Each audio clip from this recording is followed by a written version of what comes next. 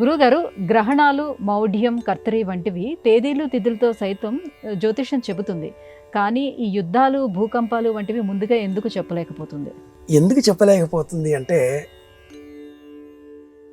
గ్రహణాలు ఒక పద్ధతితో వస్తాయి, గ్రహాలు ఒక పద్ధతితో కదులుతాయి.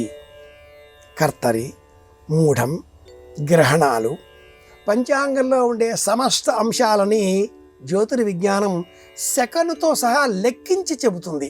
ఎందుకంటే గ్రహాల కదలికలలో ఎప్పుడూ ఏ విషయంలో కూడా మార్పు రాదు, ఖచ్చితంగా వెళుతాయి, కదులుతాయి. యుద్ధాలు మానవ మేధలో పుడుతున్నాయి. ఏ మనిషి ఎప్పుడు ఏ విధంగా కదులుతాడో, ఏ నిర్ణయం చేస్తాడో అనిశ్చితమైన పరిస్థితి ఏర్పడింది.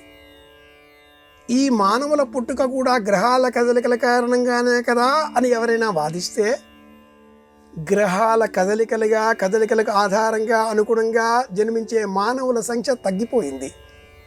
శాస్త్ర ప్రమాణంగా జీవితాన్ని గడిపేవారు చాలా అల్పసంఖ్యాకంగా మారిపోయారు. కనుక యుద్ధాలు ఎందుకు వస్తాయి?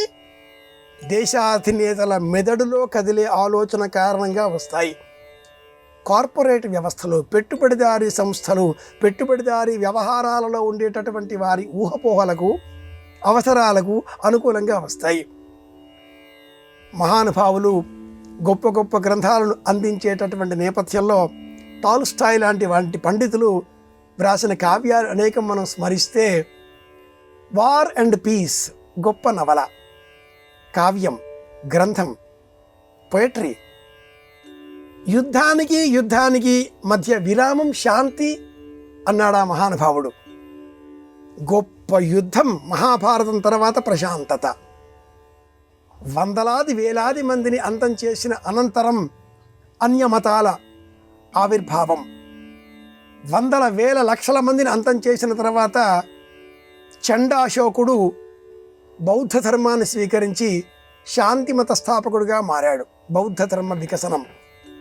ఏ యుద్ధాన్ని చూచినా యుద్ధం అనంతరం ఒక విశ్రాంతి, ఒక వాతావరణం, జీవితానికి ఎంత ప్రమాదమో ఈ యుద్ధం అనేది తెలిసి వస్తుంది. యుద్ధం వల్ల వచ్చే ప్రమాదాలను పెద్ద జాబితా వేసిన మహాభారతంలోని యుధిష్ఠిరుడే యుద్ధం తప్పనిసరి అనగానే యుద్ధరంగానికి దుర్యోధనుడి కంటే ముందు తానే వెళ్ళి యుద్ధానికి కావలసిన ఏర్పాట్లన్నీ చేసుకున్నాడు. యుద్ధం ఎంత ప్రమాదకరమో, ఎంత వినాశకరమో విదురుడు ధృతరాష్ట్రుడికి చెప్పాడు. అయినా వినలేదు. నా మాటే కావాలి కదా అన్నాడు ధృతరాష్ట్రుడు. పుత్రప్రేమ. యుద్ధాలు ఎందుకు ఏర్పడతాయో జ్యోతిషం అందుకే చెప్పలేకపోతుంది. గ్రహగతులు మారవు కాబట్టి గ్రహణాన్ని గురించి కూడా చెప్పగలుగుతుంది. ఇది విషయం.